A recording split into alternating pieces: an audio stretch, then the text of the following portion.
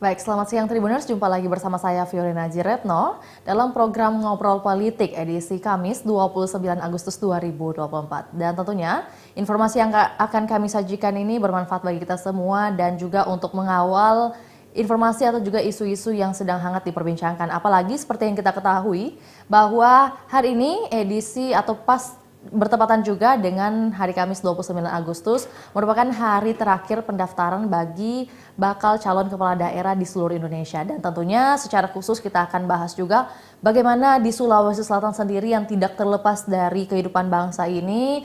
Dan tentunya kita semua harus berkomitmen untuk menciptakan pilkada yang damai dan juga bersih. Untuk itu kita akan membahas topik kita di hari ini dengan tajuk Pilkada serentak di Sulawesi Selatan, proses dan etika demokrasi. Bersama narasumber kita tentunya yang sudah kompeten di bidangnya, merupakan dosen komunikasi dari UIN Dato Karama Palu. Ada Bapak Atok Suharto. Langsung saja kita sapa narasumber kita di siang hari ini. Selamat siang Pak Atok.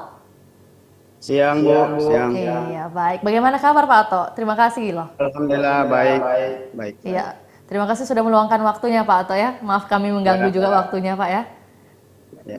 Iya Pak, menyoal hari ini hari terakhir pendaftaran nih Pak, di Palu sendiri, kota Palu sendiri bagaimana Pak keadaannya, kondusif kah? Alhamdulillah di Sulawesi Tengah secara umum kita bisa lihat sendiri berjalan aman semua dan di kabupaten kota termasuk di kota Palu meskipun dinamikanya cukup tinggi akan tetapi masih sangat terkendali dan Baik, itu hampir sama di Makassar lah sebenarnya dinamikanya. Pak, bagaimana nih kalau dari segi atau juga korelasi dari Sulawesi Tengah, kota Palu dan kota Makassar, Sulawesi Selatan Pak? Gimana Pak atau sendiri melihat mungkin hari ini tentang menyongsong Pilkada 2024? Apa saja sih yang menjadi catatan-catatan penting Pak? Ya, pertama saya kira hari ini akan uh, bukan memulai tapi ada satu diakhiri. Apa yang diakhiri adalah polemik terkait dengan siapa yang akan maju.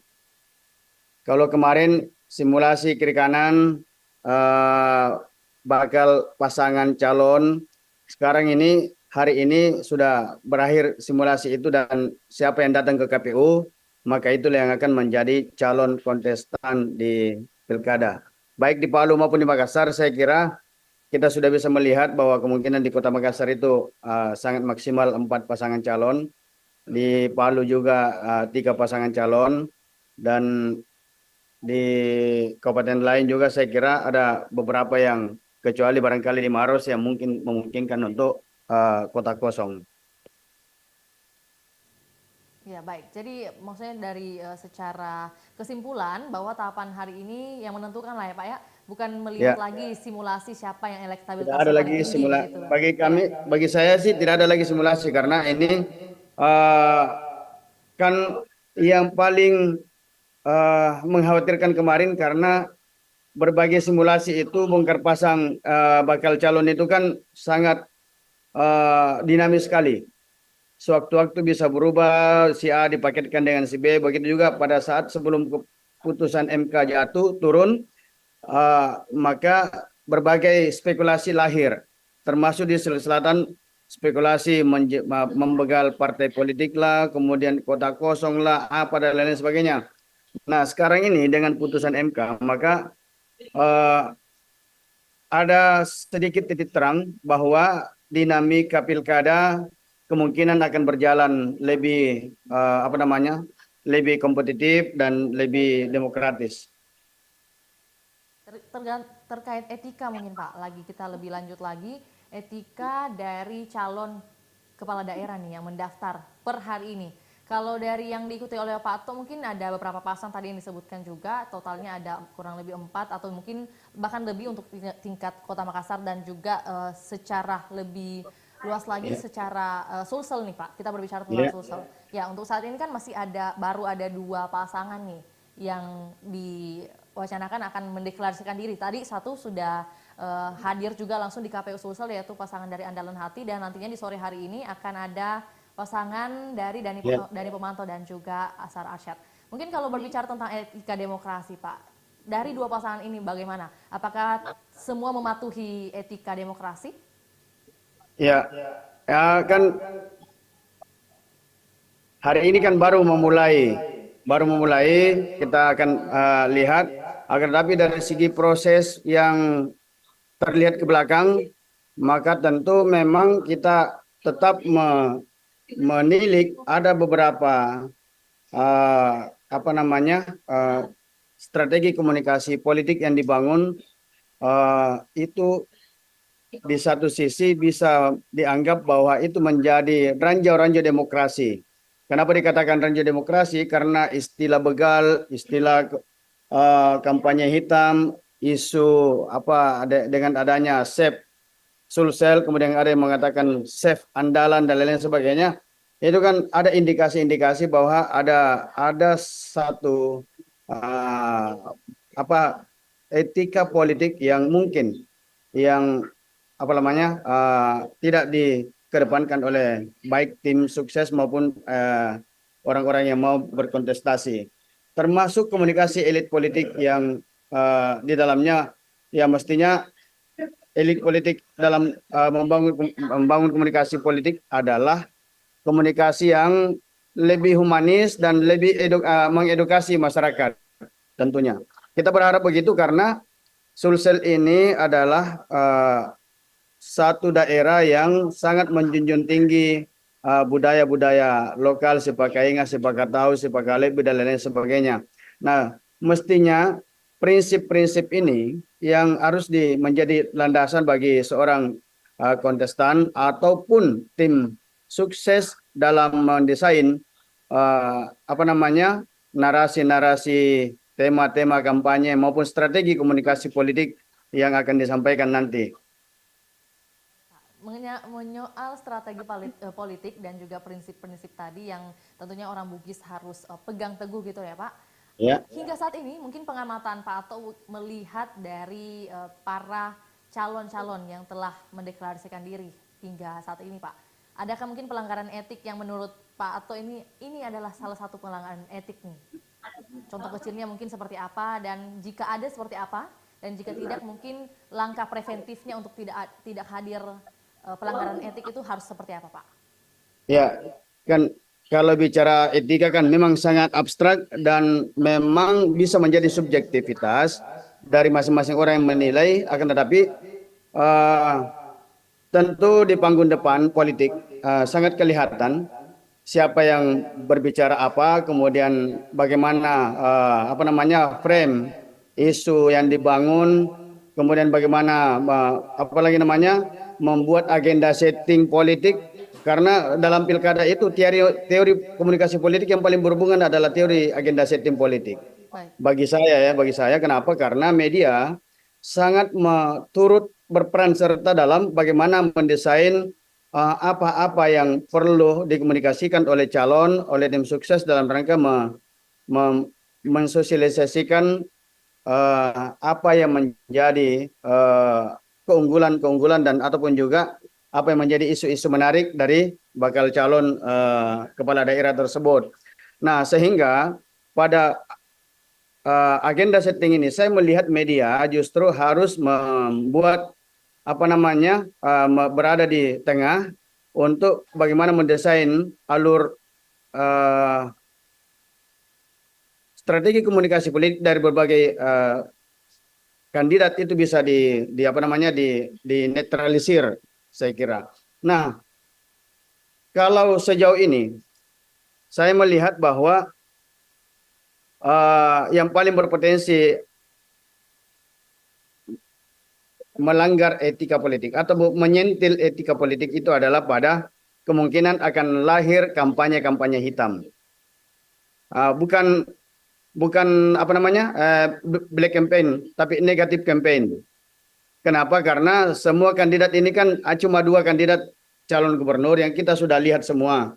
Latar belakangnya apa, kemudian pengalaman pemerintahannya bagaimana. Saya kira kedua kandidat ini kan sudah memiliki pengalaman pemerintahan yang tentu sebagai masyarakat Sulawesi Selatan kita sudah memiliki catatan untuk kedua orang ini.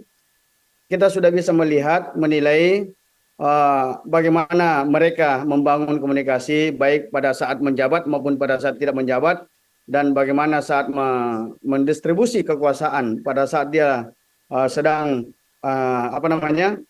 sedang menjabat, dan bagaimana pola hubungan komunikasi organisasi yang dibangun di saat dia berada dalam pemerintahan itu.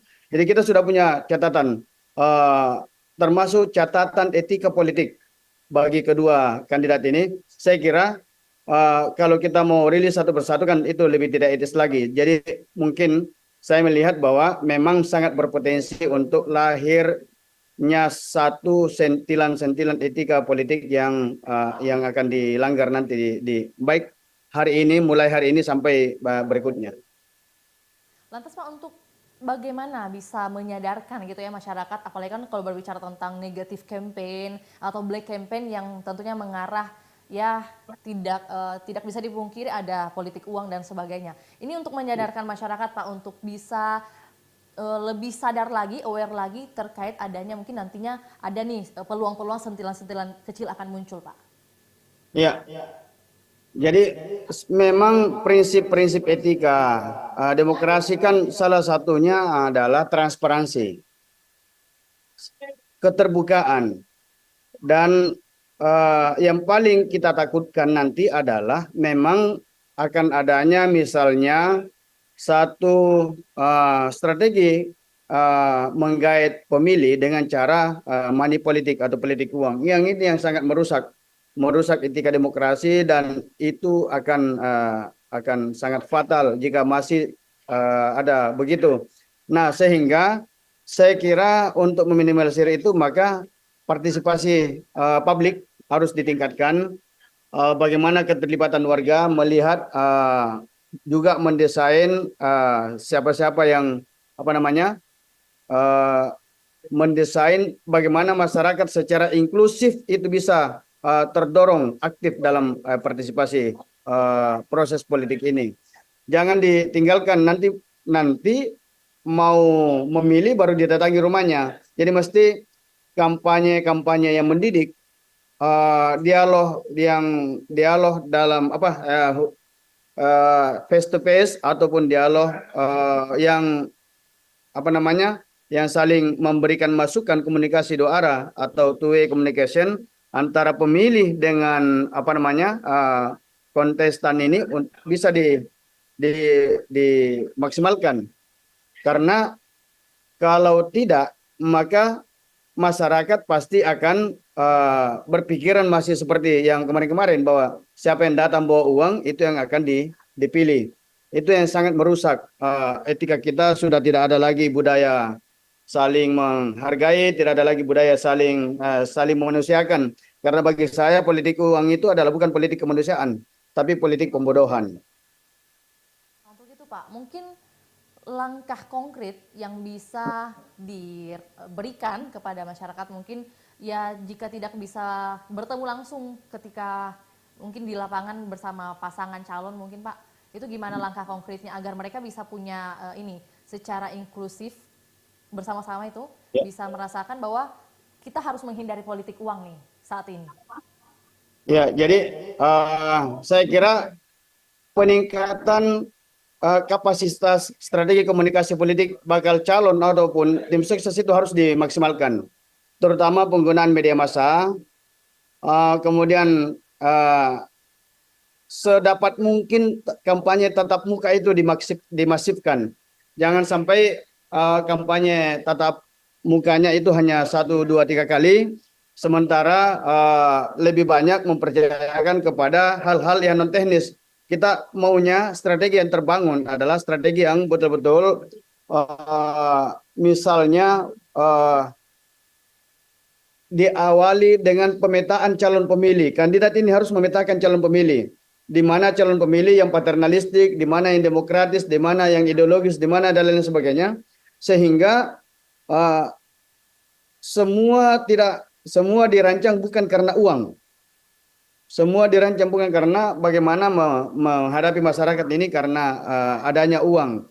Tapi dengan adanya pemetaan pemilih yang sangat tertata, maka saya kira kampanye tatap muka dan kegiatan-kegiatan sosial politik yang akan dibikin itu bisa lebih menyentuh masyarakat. Nah, termasuk barangkali menghindari adanya negatif campaign. Ini kita melihat di Makassar sudah ada beberapa gejala, bukan lagi gejala, sudah ada realitas satu komunitas atau yang sudah memasang apalagi namanya spanduk kiri kanan, ada yang ya misalnya ada di beberapa titik yang terkait dengan apa namanya fitnah memfitnah, kemudian terkait dengan kemungkinan isu-isu politik identitas dan lain sebagainya. Saya kira ini perlu kita hindari karena masyarakat jangan dibawa ke dalam hal-hal yang bisa membuat mereka larut dalam kampanye-kampanye yang tidak mendidik itu. Nah, selanjutnya saya kira debat publik perlu diperbanyak. Jadi adu gagasan ini, kandidat ini mesti roadshow-nya ke masyarakat maupun ke stakeholder kampus misalnya itu mesti lebih ditingkatkan. Jadi kandidat yang bertarung ini adalah dia harus menjual gagasan, bukan memamerkan uang. Jangan sampai politik pamer uang ini, pamer kekuasaan, pamer apa namanya intervensi pihak ketiga dan lain sebagainya. Kita orang Sulsel mau diintervensi sama orang Kalimantan, orang Sulsel mau diintervensi sama orang Jakarta, itu jangan ada begitu-begitu lagi. Karena ini sangat tidak mendidik. Dan kalau ini seperti itu lagi, maka jangan harap akan ada budaya sipakatau di dunia politik kita di Sulawesi Selatan. Saya kira itu barangkali. Atau ini kan berarti sejalan dengan ketika nanti ke tahapan selanjutnya nih, setelah pendaftaran kan akan ada kegiatan kampanye dan sebagainya. Nah, ketika biasanya pada saat musim kampanye tuh tidak jarang kita menemukan ada provokasi-provokasi yang terjadi. Nah, tindakan yang tepat untuk menghindari hal tersebut seperti apa, Pak? Ya, jadi jadi yang paling utama adalah tim sukses ataupun bakal calon ya harus memiliki kerangka apa namanya kampanye yang lebih lebih akademik lah begitu. Ada kerangka yang dibangun yang berdasarkan hasil survei, berdasarkan hasil analisa politik, pemetaan pemilih dan lain sebagainya, sehingga dalam memobilisasi relawan dan tim kampanye itu bukan hanya mengandalkan bahwa dia akan menjadi garda terdepan untuk melakukan serangan fajar, tetapi dia berfungsi sebagai influencer untuk menceritakan kebaikan ataupun keunggulan dan program-program yang ditawarkan oleh kandidatnya. Jadi ada kerangka yang lebih akademik, frame akademik yang mesti dibangun untuk mendesain kampanye-kampanye yang lebih mendidik di masa akan datang, karena kita lihat hari ini kalau head to head maka itu akan rentan terjadinya mau black campaign maupun negatif campaign pasti akan lahir. Tapi kalau dengan cara itu, dengan membuat frame penempatan survei dan berdasarkan analisa data yang dimiliki untuk tim dalam rangka membangun struktur kampanye politik, maka itu bisa lebih diminimalisir. Mungkin dari beberapa pertanyaan dan juga jawaban yang disampaikan Pak Ato hingga saat ini, berarti bisa dikatakan dan ditarik benang merahnya nih, tantangan terbesar atau tantangan utamanya itu ada di, yang pertama adalah calonnya sendiri atau juga di tim suksesnya sendiri, Pak. Apa benar demikian? Iya, kan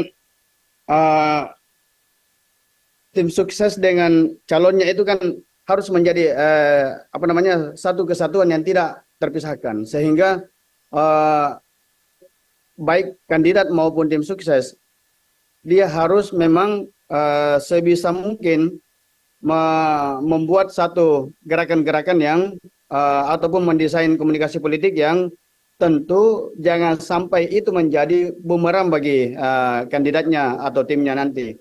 Karena hambatan komunikasi politik itu bisa datang dari mana saja dan bisa datang apa namanya, tidak mesti didesain, sehingga hambatan-hambatan itu bisa misalnya karena adanya polarisasi apa namanya, pemilih yang terpecah, ada yang misalnya melihat ini satu bukan orang Sulsel, ini satu Salafi, ini satu apa ini. Nah, polarisasi seperti itu harus dia hindari tim sukses ini. Jangan sampai ada narasi-narasi yang dibangun dari tim sukses ataupun kandidat yang bisa memicu apa namanya, bisa memicu lahirnya persepsi masyarakat. Karena teori framing dalam politik itu sangat menentukan juga langkah berikutnya bagi kontestan yang akan berlaga di apa namanya, di panggung-panggung depan politik itu. Jadi maksudnya yang bisa di-highlight ini adalah bagaimana kandidat dan timnya bisa menyusun mungkin manajemen sebaik mungkin nih Pak, biar tidak ada muncul narasi-narasi yang bisa menyebarkan hoax dan sebagainya. Nah, kemudian juga ada tingkat literasi dari masyarakat sendiri yang perlu nih diberikan pemahaman bagaimana mungkin proses dan etika demokrasi yang harus diikuti dan dijalankan oleh mereka masing-masing. Seperti itu ya Pak? Iya. Jadi memang saya kira memang narasi-narasi itu hari ini harus sangat hati-hati bagi tim ataupun misalnya tim-tim kerja dari pasangan calon, ya mesti memang hati-hati. Kenapa? Karena sekarang ini kan semua orang bisa menjadi wartawan. Semua orang bisa melaporkan dari yang hal terkecil bisa sangat membesar, dari ucapan yang sepele bisa menjadi menjadi bagian dari hambatan-hambatan komunikasi yang bisa membuat mendowngrade calon tersebut. Itu yang kita khawatirkan nanti kalau kita tidak mau terjadi seperti di tahun 2018 bahwa ada pasangan calon yang didiskualifikasi misalnya. Ada pasangan calon yang yang sudah masuk arena tiba-tiba dikeluarkan. Itu semua salah satu akibat dari ketidakmatangan membuat manajemen dan membuat narasi-narasi yang berhubungan dengan strategi komunikasi politik yang dibangun. Baik.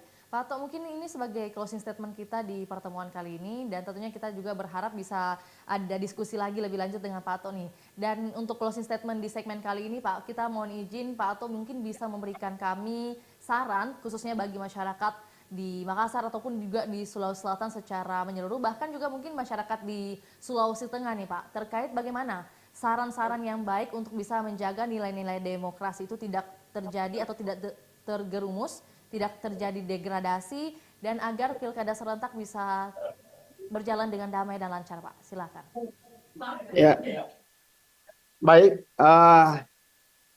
Saya kira tahun 2004 ini, di tahun politik ini, saya sangat menekankan bahwa kalau politik pilkada tahun 2004 ini tidak berjalan maksimal dalam artian bahwa prematur lagi, maka dia akan menjadi bagian yang